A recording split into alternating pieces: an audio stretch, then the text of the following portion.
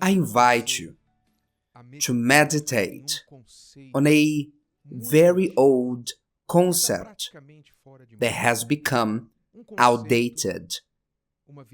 A concept, a virtue that originates in God, as every other virtue. Unfortunately, nowadays, is being forgotten.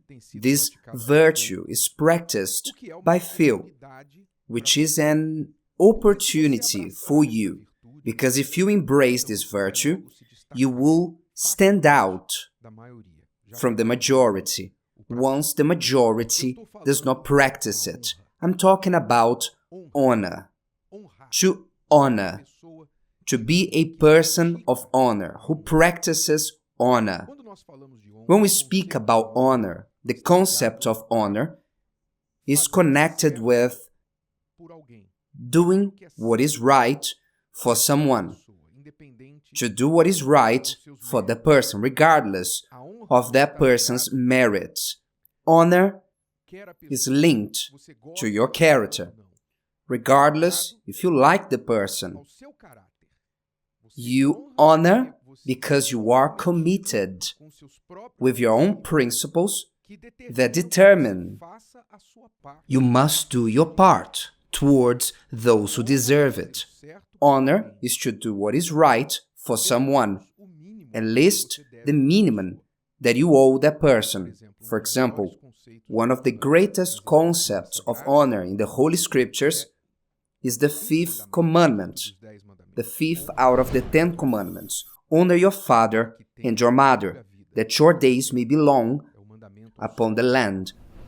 Is a commandment to the children. This commandment to honor your father and mother is about what? I owe to my parents, the ones who gave me birth. Without them, I wouldn't exist. I must do what is right for them, whether I like them or if they have been good or flawed parents, it doesn't matter. If I am a good child, then I will honor my father and my mother. So to honor is to do what is right for someone, at least the minimum that you owe that person. If it goes beyond the minimum, it's more honor. It's connected to the generosity of the one who is honoring, the love of the one who is honoring. The Bible, the Holy Scriptures, give us commandments or guidelines that are very clear regarding who we should honor. Obviously, beginning with God. God is the one who said, "He who honors me, I will honor them." The Bible says, honor the Lord with your assets and the first fruits of all your income, and your barns will be filled with plenty. God tells us to not honor God. The greatest honor of all we owe to God. But God also tells us to honor others. As I mentioned, father and mother, the Bible tells us to honor the wife, the husband. The Bible tells us to honor the marriage, which is interesting how marriage is mocked. You barely hear about the news of marriage celebration. You hear of divorce celebrations. They are exalting divorce. But marriage, they are mocking. No one wants to marry anymore. It's just like honor. Marriage is becoming something outdated. But the Bible tells us to honor marriage. The Bible says marriage is honorable among all, and the bed undefiled. In other words, the bed of the couple must also be honored. The Bible tells us to honor the widows, those that are helpless, our superiors. We must honor our superiors. Again, the same principle of honoring father and mother applies in here, regardless if you like your superior or if you agree with them or not. They are your superior. If you work for a company and you don't like your superior, you are free to leave. But to speak ill of them, to start gossiping or to cause rebellion. In the company, this is a dishonor. It's shameful. The Bible tells us to honor our spiritual leaders. It's not hard to understand. If I must honor my superior and my work, my boss, regardless if he believes in God, so imagine our spiritual leaders who take care of our souls. The Bible tells us to honor the elderly. I don't need to explain that. Again, something that is outdated. Back in the days, when an adult would enter the room, the teacher would enter the classroom, the students would stand up. Am I right? Many will not remember, or they have never lived that. I did. When the teacher would enter the classroom, everybody would be silent and would stand up. It was honor to the teacher, was respect to the teacher, disrespect to the elderly. When the grandparents would enter in the house, would ask them for the blessing. I don't know if you remember that, or if you just got the end of it, the end of this generation.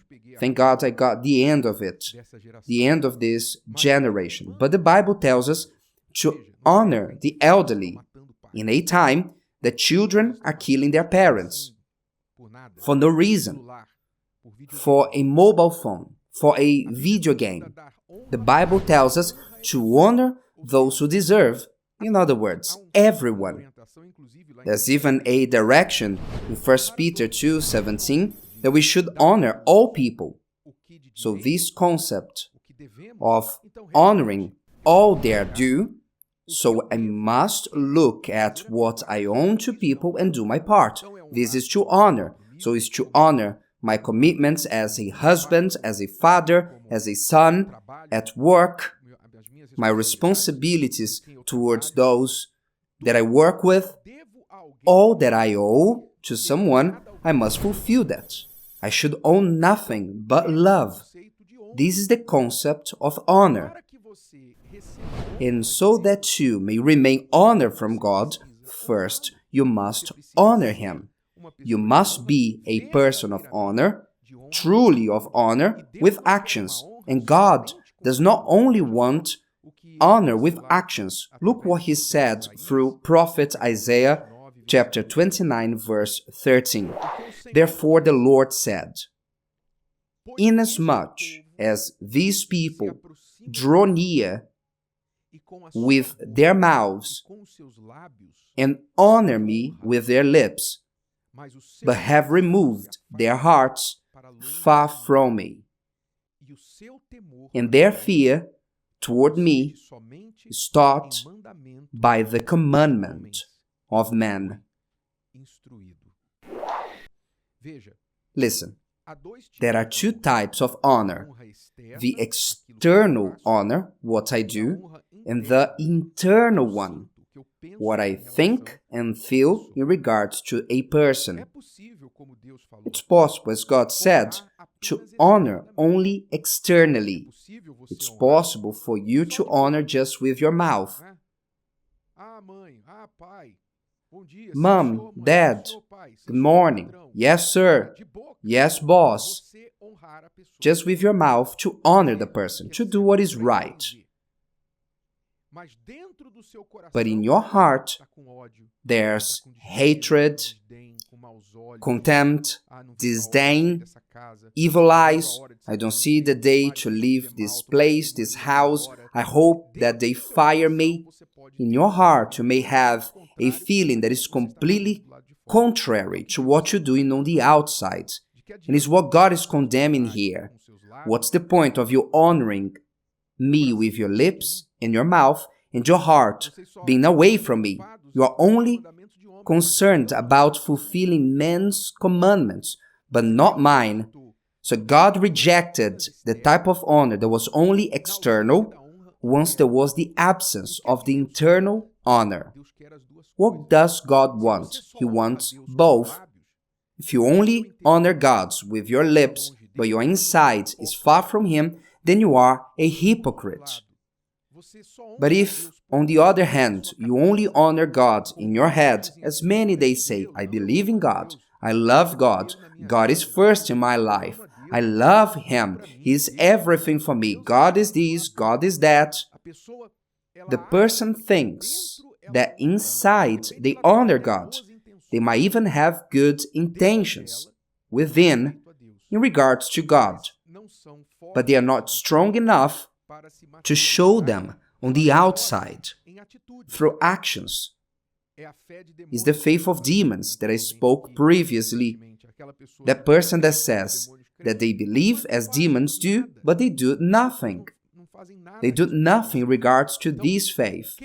So those who have honor only external and not internal, they are hypocrites.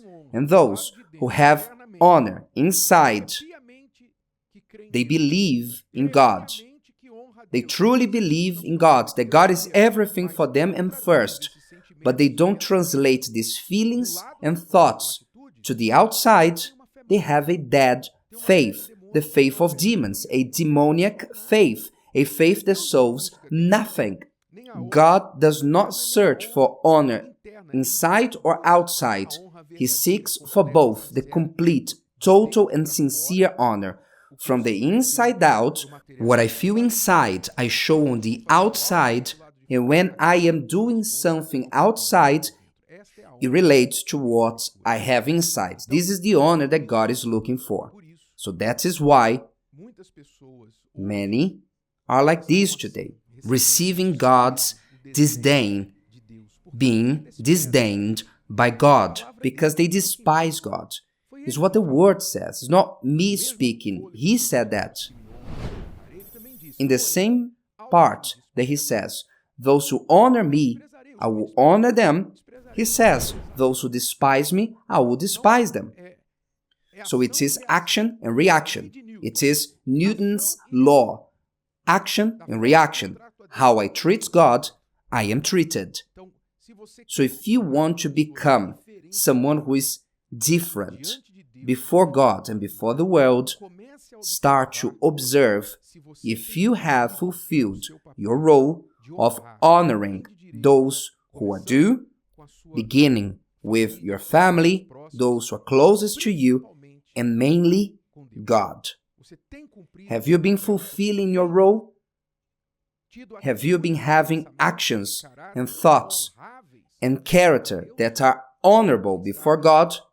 Or who knows, you have been despising, bringing shame, and being in debt with God and others. If today's video helped you and you know someone that could benefit from it, share it with them, and if you haven't subscribed to the channel, you may do so now. See you later.